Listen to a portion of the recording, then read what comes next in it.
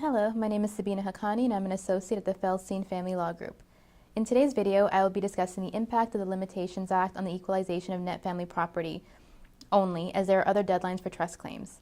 If you are wondering what equalization of net family property means, I encourage you to review our video blog entitled Division of Property and Assets. The Limitations Act, in conjunction with the Family Law Act, states that a legal claim or defense may be prejudiced or the party's rights lost entirely if the claimant does not take the appropriate steps within a certain time period prescribed by the law. In particular, Section 7 of the Family Law Act sets out limitation periods that apply to equalization claims, i.e. property claims. Any claims you may have to an equalization of net family property under the Family Law Act will be barred by the passage of time if you do not start court proceedings within the prescribed time periods. This simply means that if you do not take action within a specified time period, you may lose your rights entirely to an equalization payment. Pursuant to the Family Law Act, a claimant's equalization claim may be barred if they do not commence proceedings by the earliest of the following dates.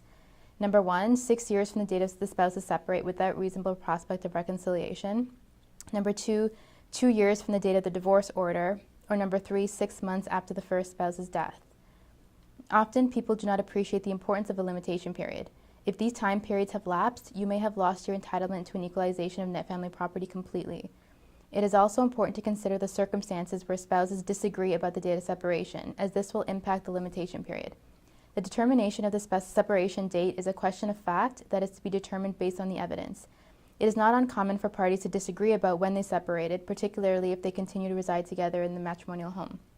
This is one of the many reasons why you should speak to a lawyer once you have separated from your spouse. Spouses who are approaching the limitation period also have the option of entering into a tolling agreement, wherein the spouses agree that the limitation period does not start running until one party provides notice.